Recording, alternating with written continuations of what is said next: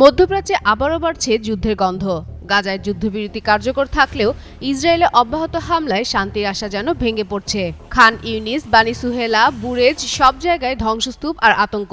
ড্রোনের গুঞ্জন, বিস্ফোরণের শব্দে দিন কাটাচ্ছে গোটা উপত্যকা। ইসরায়েল আগের মতোই আক্রমণ চালিয়ে যাচ্ছে, আর মুসলিম বিশ্বসহ অনেক দেশ এর তীব্র নিন্দাও জানাচ্ছে। এই অবস্থায় আন্তর্জাতিক মহল আশঙ্কা করছে যে গাজার এই ক্রমবর্ধমান সহিংসতা যে কোনো মুহূর্তে যুদ্ধবিরতিকে নতুন এক রক্তক্ষয়ী অধ্যায়ে ঠেলে দিতে পারে। এই আতঙ্কের মধ্যেই নতুন করে হামলা হয়েছে গাজার খান ইউনিসের বানি সুহেলায়। স্থানীয়রা জানিয়েছেন, একটি তাঁবুতে আশ্রয় নেওয়া এক বাস্তুচ্যুত ফিলিস্তিনিকে লক্ষ্য করে বিমান হামলা চালিয়েছে ইসরায়েল। বিস্ফোরণে তিনি নিহত হন। প্রত্যক্ষদর্শীরা বলছেন, ঘটনাস্থলটি ছিল হলুদ রেখার বাইরে, অর্থাৎ ইসরায়েলি নিয়ন্ত্রণাধীন অঞ্চলের বাইরে। তবে কেন সীমান্তের বাইরে একজন সাধারণ মানুষের তাঁবুতে হামলা চালানো হলো, সেই প্রশ্নই তুলছে বাসিন্দারা।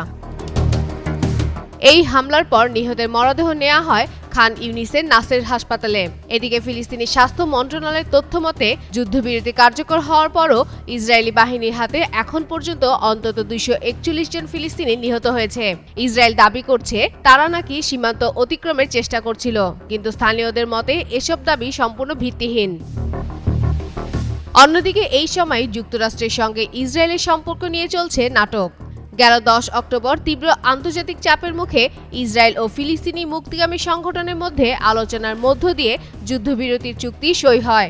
সেই সময় ট্রাম্প বলেছিলেন যে এটাই মধ্যপ্রাচ্যের শান্তির নতুন অধ্যায় হবে।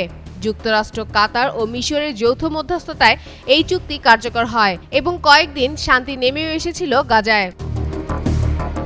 এদিকে রাজনৈতিক বিশ্লেষকদের মতে, ট্রাম্পের মধ্যস্থতা ও যুদ্ধবিরতির পরও নেতানিয়াহু যে আক্রমণ চালিয়ে যাচ্ছেন তা এক প্রকার ট্রাম্পকে বৃদ্ধাঙ্গুল প্রদর্শন। কারণ ট্রাম্পের প্রস্তাবে স্বাক্ষর করেও তিনি যুক্তরাষ্ট্রের চাপ উপেক্ষা করে নিজের সিদ্ধান্তে সামরিক অভিযান চালিয়ে যাচ্ছেন। এতে শুধু গাজা নয়, পুরো মধ্যপ্রাচ্যের পরিস্থিতি আরও অস্থির হয়ে উঠছে। ফাতেমা ফাতেহ জান, যুগান্তর নিউজ।